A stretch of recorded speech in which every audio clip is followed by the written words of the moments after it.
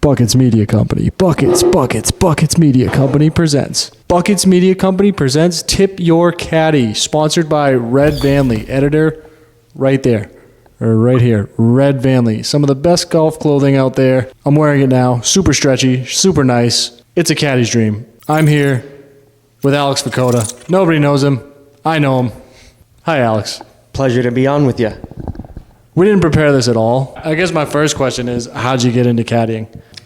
Well, I'm from an island off of Massachusetts called Martha's Vineyard. So when I would go home in the summers, my summer job was caddying while I was in college. So I'd come home from college. I played ice hockey. I would caddy in the summers for a couple months, and then at the end of August, head back to school, and I did that for 4 years. It's been 2 since I graduated college, and been caddying still since. So That's wild.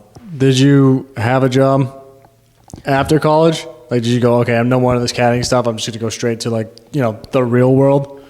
Yeah, well, I started selling life insurance. I was working for an insurance agency, making a bunch of cold calls every day. And I did that for about a year, and then got back into caddying just because I genuinely enjoy being outside and being on the golf course. So, A question that I thought of in the car, and I want to talk to you about your dad, Mick Vukota. Yep. Now, did you know when you were a kid that he was just out there beating people's skulls in? Or was that not part of your time frame? Well, he played 1986 to 1997. I was born in 1997, so I never saw him when he was active in the NHL, but I saw him play a little bit after. Not that I remember it, I was 1, but I remember us as a family living in different places and then settling on Martha's Vineyard when I was about 3. I didn't know what it entailed when I was young, but I knew he fought in the NHL, and I saw videos on YouTube and stuff like that. Yeah, what age does that come out when you're like, oh yeah, my dad was an NHLer, that's pretty cool. And then you looked him up and you're like, oh shit, he was beating the brakes off of people. Yeah, probably 7. When I was like 7 or 8 was when I understood it a little bit. That's kind of what cool. It was, but it was more just the fact that I understood that he played. I didn't understand his whole job at the time. Okay, that's cool. Transition for hockey players, so easy to get into golf. Why are hockey players just nasty? Now when they say, I have a general idea, they're like, oh, it's the same movement. But is it really the same movement? Because even Biz, right? He's not very good, but he's got the swing. Yeah.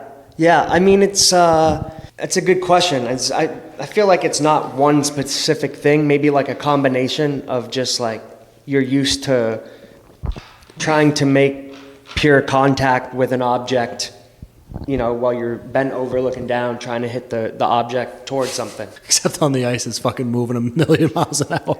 Yeah, I mean, I feel like that part of it, there's not much that translates. But in terms of hitting the object and trying to make good contact with the ball, I guess visually you're already used to it. I think. Okay, that makes sense. I get that. Let's transition out of hockey talk. Let's transition into caddy talk. How did you get into caddying, Doug? Me? Yeah. I was similar to you. College, I never even thought about caddying, but it was just a typical run. I like to play golf. Got out of college, did the sales job. I was a pretty sick recruiter. I was talking about leaving, and they were like, no, you got to stay. And I was like, I just kind of left. I had no idea what I was going to do, and I was on, I think it was Indeed, and they're like, yeah, we're looking for a caddy in South Carolina. I've never even been to South Carolina. I've never heard of South Carolina. I didn't know what the fuck Kiwi is. I just got in my car and drove down. So you found caddying on Indeed? Yeah, I didn't think it was a thing either. Yeah. I've never seen that. Private club, Casican River course. It was awesome. I got there and I was like, this is it. I feel like if there's a caddy job on Indeed, it's got to be bottom of the barrel. No. This was 2. Kiwa Island has 7 courses. Now that we're at where we're at, I would say the same thing. Yeah. I'd be like, if I saw a caddy ad, I'd be like, oh my God. Right? I'm not judging. I'm just saying, that's what I would think. I see a caddy job on Indeed. I was like, what are they paying? $15 a bag? What does it say for pay? Did it say? I don't even think it did. It said just looking for caddies. And then you kind of got there and you were kind of told the deal. And, it was run through Caddy Master, which, that old fucking thing that's out there. No. Oh, you've never been on Caddie Master? Never been on anything. Oh, wow, yeah. This is like a bunch of caddies just on like a payroll. I didn't even know there was a platform for caddying, like Club Up. Never heard of it. Never heard of any caddying platform from the Vineyard.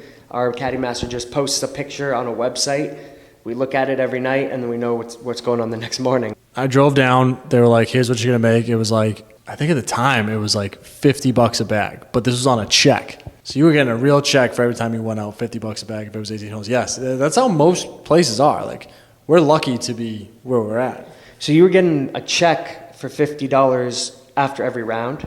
Yeah, if you had 2 bags, it was 50-50, so 100, and then whatever they gave you on top. So you were a W-2 employee?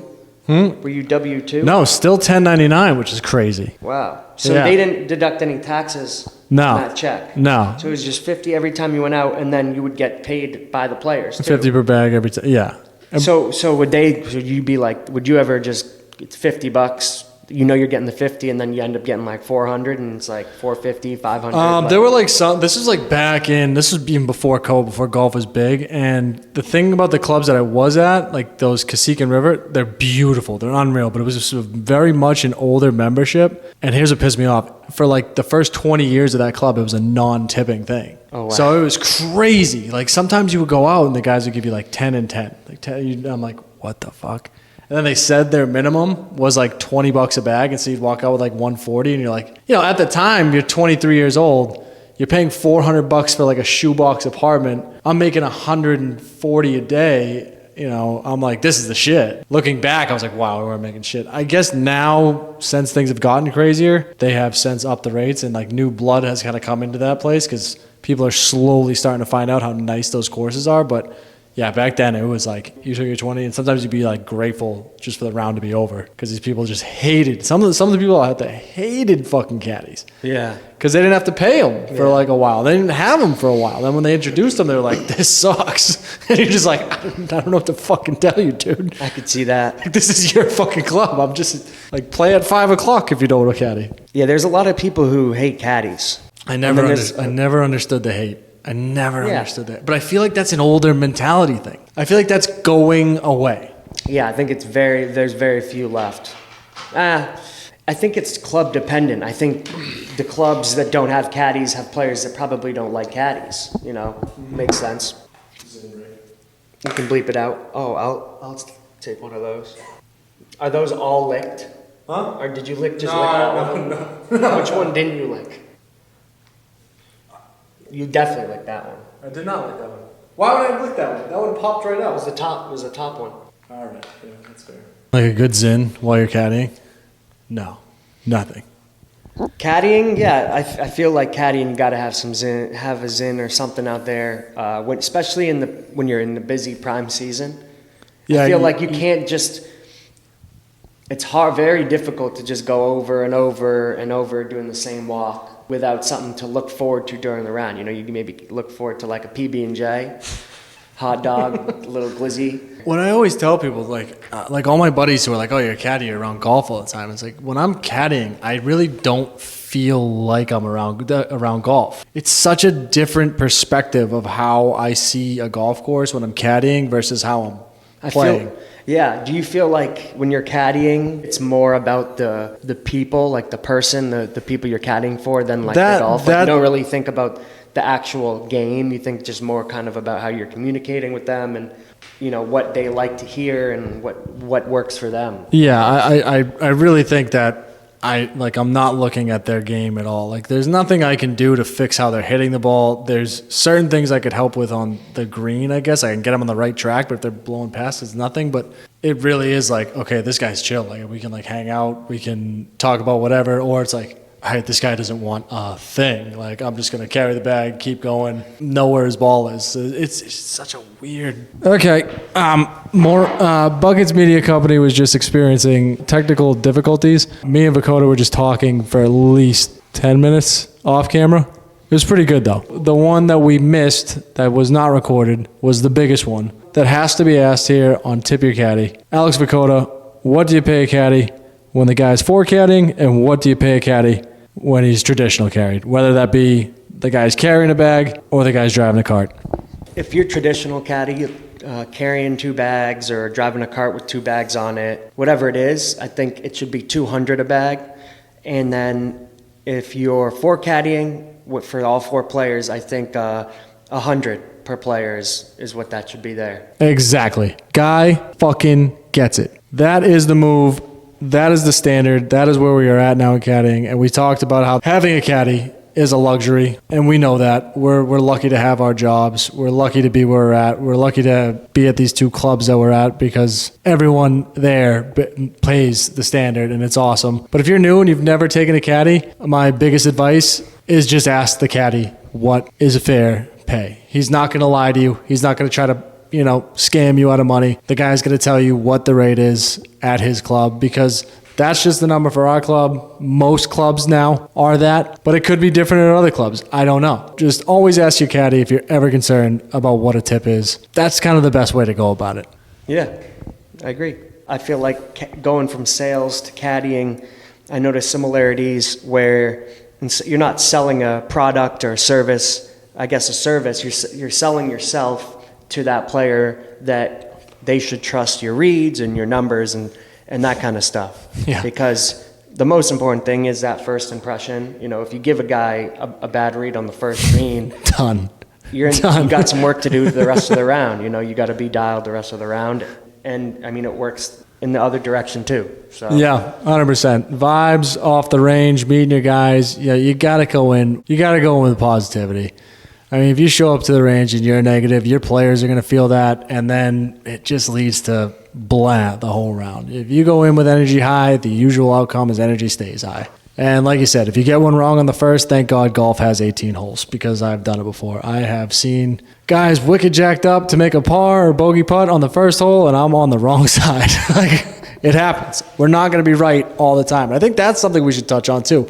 We're not going to be right 100% of the time. There are times. I've seen, the club I'm at up north is some of the grainiest, crazy fast greens I've ever seen. And given I probably did around 200 plus loops on that course this summer. Does that make sense? 3, 6, 4 months? Yeah. Just about, maybe a little, probably under. There were still times where I saw a putt and I'm almost positive it's going this way. It goes the other way. It just happens. Caddies are wrong. What are you going to do? Yeah. It's how you learn.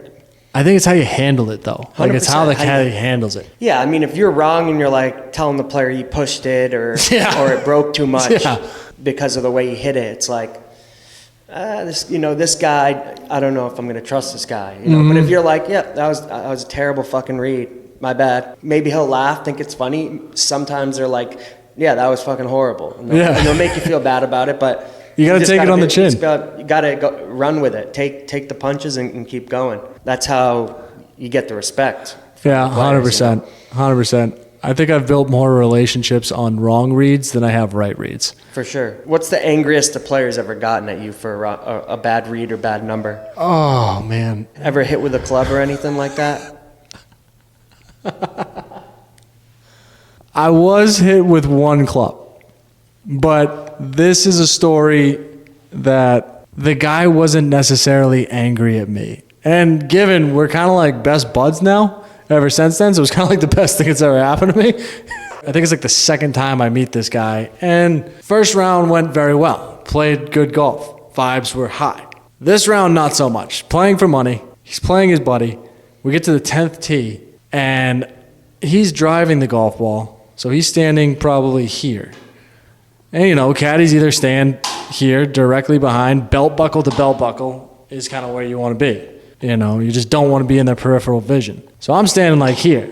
He hits one of the worst drives I've ever seen in my entire life on that hole. Complete left turn. I'm talking 90 degrees. And as he is in his follow through, he whips his club not knowing I'm there, and the head of it at 100 miles an hour just hits me right in the stomach. And I go down like a sack of potatoes. I'm trying to catch my breath. People are there. They're running over. I'm yo, chill. It was an accident. I'm chill. I know he wasn't whipping the club at me. I was just holy fuck, I can't believe this shit happened. Because I'm I don't want, I'm trying to stay under the radar, as a caddy. I'm not trying to make any noise. That's what we do. We stay in the shadows. And I look at him and he looks at me and goes, dude, I am so fucking sorry. I'm dude, I know you didn't mean to do it, but you did it. And now we got to sweep this under the rug. That's funny. That's really funny. Best part about getting hit with a club, though, is you do get a little extra on the tip that day. You do. I mean, it's a given. True. He hooked it up. I feel like it'd be a good move to just like almost accidentally get into somebody's backswing and like get hit with it, and you know, like depending on how the guy is, like maybe milk it. Yeah, just like not a good guy. And Yeah. you're like, oh. Get a catch-up packet. Or if you have like something wrong already going on, you can kind of like pretend that's where he caused it, and then it's like on them, and then they either got to pay for it or they got to give you a little extra.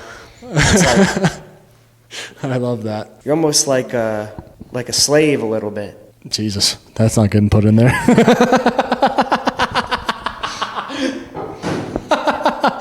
That's definitely not going in. That's definitely not going in. This is going in talking about what's definitely not going in, but that's definitely not going in. Do you have like your quote unquote best loop? And it could be whatever. Mine isn't my best financially. Mine was just one of the like cooler loops I've been on. You have any good stories about that? You want to say what it was first, or? Yeah, I can. Yeah. It was up in the Hamptons, single bag, didn't know who the guy was. And we're just out there. He's not that talkative. And then we get to the par 3. And he's like, all right, you want to hit one? I was like, yeah, sure. And so he hits one. He drops it to like 4 feet. And I was like, oh, shit, that's pretty close. I hit mine. I'm 10 feet. He goes, man, 10 feet for 100K. And I go, what? He goes, yeah, you didn't know this? Anytime I take a caddy out, if I or you get a hole-in-one, I'll give you $100,000. I was like, what the fuck? So now there's 3 more par 3s left. Second one, I don't do great. I think I missed the green. He's probably 10 feet. Third one, sort of same thing. The last hole, he steps up, fucking hits a beautiful draw into this downhill, probably 130-yard par 3, and it takes one hop and literally almost goes in the fucking hole. And he goes, that close to never working here again in your life, huh? That's awesome. Yeah, and the best part of the story was, we get on 18, and he goes, all right, kid, did great today. I'm going to give you $300 for the loop. And he goes, actually, you know what? I'm going to give you $400 right now. Or we can make a bet. And I go, what's the bet? And he goes, all right, if I get a par here, I'll give you $600. If I don't, I'll only give you $300. Or you can just take the 4 right now. And I was like, man, I'm a gambling man. Let's do it. Rips driver, like best all day. And this is a long par 4, so he has to go 3-wood. He goes 3-wood, runs it up to about 30 feet, knocks the putt to about 5 feet, and he goes, all right, 400 now, or if I miss, it's 3. And I was like pretty confident with the read. I was like, nah, it's right edge. Like, I know it's right edge. Like, I've seen this putt before. He's like, all right, your choice. Fucking drills it. Gives me $600. He's like, what a job. Good job. I was like, this guy's the man. That's awesome. That's how I'd want to be as a player. Yeah. Something like that, like just adds more fun to your own game, makes you want to play it a little bit better, and it makes the caddy enjoy it more. Yeah, this guy is notorious for loving to gamble with caddies, and just like the hole-in-one thing, I was like, I wonder if he's ever done that. I learned later on he's done it at 4 different clubs.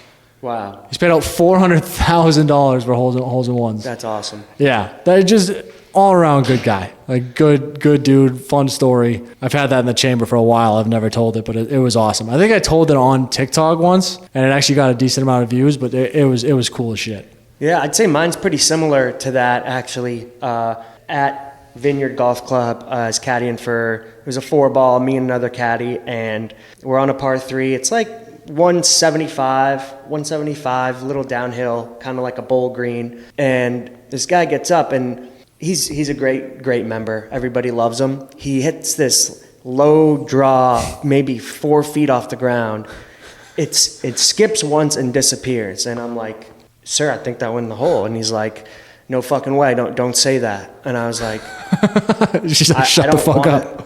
Lie to you, but I think that went in the hole. I don't see it. The other caddy I was with was like, sir, that went in the hole. And he's like, well, do you guys know what happens if that went in the hole? And we're like, no, obviously we don't know. And he's like, well, I give $10K to the caddies to split, and whoever's on it splits it. And I was like, I kind of didn't really give any attention to it because I didn't want to like get too excited, but I was like, all right. I'm like, that's in the hole, sir.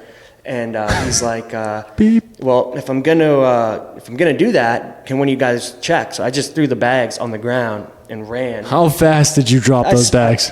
Dropped them, club, might have broken a driver, and just ran up. And I see it's in the hole. I put my hands up. They all start cheering on the team. No shit. There's a couple of groups around us that were clapping because of the hole in one. And the next day I get to the course, and he hands me another caddy an envelope full of hundreds. No shit. 5,000 each. So that's probably awesome. the coolest story. And that guy, the guy, it's more about the individual than the story itself and give them 100%. He's There's just a good dude, and you always have a good time when you're out with him. Yeah, 100%. There are a lot of guys like that. They do something special on a golf course, break a load. They'll hook you up. Like I don't know. They know how much work we put in over the summer, like humping bags, and they're like, hey, if I do something special, I'm gonna hook these guys up with something special. You know what I mean? Yeah. Like they're cool. Yeah, there's so many good stories out there. One of my other best ones. This is more of a financially friendly one. This was when I was at the resort course. These guys show up and they're just absolutely buckled, like falling out of their cart, like couldn't stand up drunk. And they somehow managed to get to the first tee. All of them hit their drive. 3 left, 1 screeching right. And I just go, hey guys, how about a scramble? And they go, dude, great idea. I take a driver. I put it down. I'm basically playing golf for them the entire round while they sit in the cart and drink. On the 4th hole, this guy hands me $200. He goes, hey, I don't think we're going to finish. We're kind of hammered. We just kind of want to get more hammered. This is, just in case I forget. Okay. At the time, $200, I was stoked. I was like, this is already a great loop. We get to 9. And they're like, all right, I think we're done. Dougie, here's another 200. I'm like, this is great. And they're like, no, let's go play the 18th. So we go play the 18th. And by that time, I'd probably had 4 transfusions. They probably had another 4 in them, plus whatever they drank before. And they go, hey, Doug, we're going to go drink at the bar. You want to come? Absolutely. So I spent the next 4 hours with these guys just drinking, having fun, telling stories, New York guys, all insurance salesmen or something. And then at the end, they go, hey, did everybody pay Dougie? And I was like, guys, you guys already gave me, 400. Each one of them went around and gave me another 400. 4. I was like, guys, you do not. He goes, dude, we had a great time. This was unbelievable. Like, our wives are fucking at the hotel. We don't, this was great. I was like, all right, fine, I'll take it. But That's fuck, awesome. what a day. I didn't do any work. It was just all vibes. Great dudes. And then they were like, they handed me their card. Like, if you ever want to come work insurance, I was like, fuck. If you can get this wasted and sell insurance, I think I might be down. Have you ever been paid or offered money to give another guy a bad read? Yeah, this is actually one of my best stories. I was out there with 2 guys. They were gambling heavy, real heavy. Like heavier than I've ever seen in my life. Like 5 figures a hole, let's call it that. And they're not very good either, which was shocking. But we get to this par 4, and we're about 150 out, and they both didn't hit great drives, so they just drop in the middle of the fairway. And the guy goes, all right, if you make a 3 from here, I will pay you $75,000.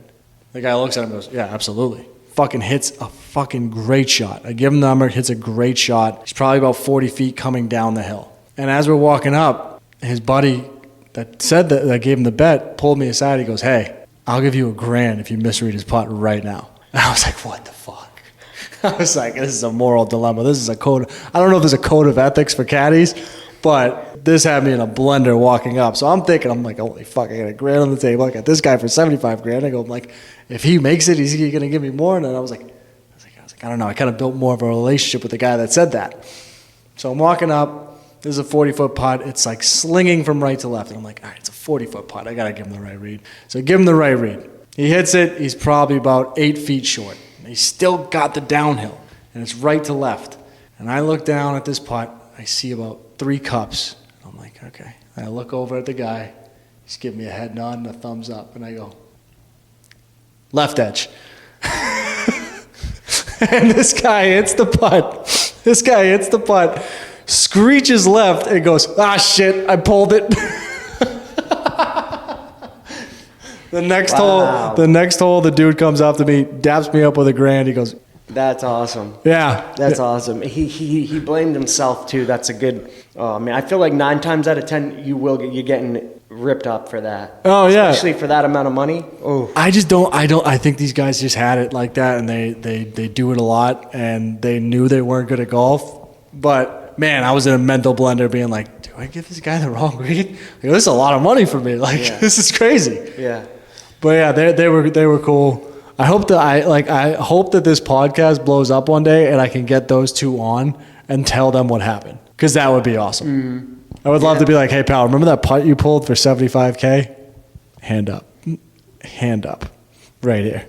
That's awesome. Okay, well fuck. Well, this has been, I wouldn't say it's the first episode of Tip Your Caddy, but this has been Tip Your Caddy, sponsored by, I don't really know, Red Vanley, some of the best golf clothing in the world. Alex Vukota, thank you very much for joining us. It was awesome. We're going to do another match soon. Our golf games are too similar not to. Got to. All right, let's get the fuck out of here so we can go sit in 7 hours of traffic.